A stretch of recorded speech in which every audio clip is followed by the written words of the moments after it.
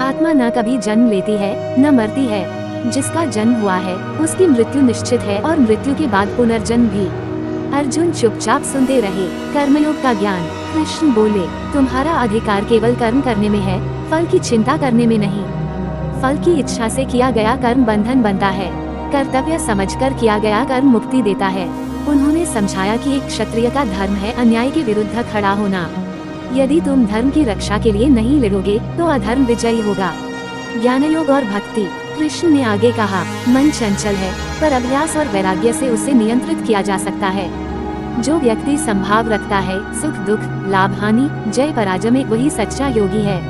उन्होंने भक्ति का मार्ग बताया।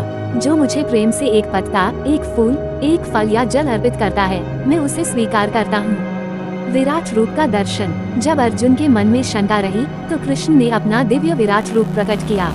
अर्जुन ने देखा, अनगिनत मुख, असंख्य नेत्र, सूर्य और चंद्रमा उनके नेत्रों में, सभी योद्धा उनके भीतर प्रवेश कर रहे हैं। वह दृश्य इतना अद्भुत और भयावह था कि अर्जुन कांप उठे। उन्होंने कहा, हे प्रभु, आप ही सबके आदि और अंत हैं।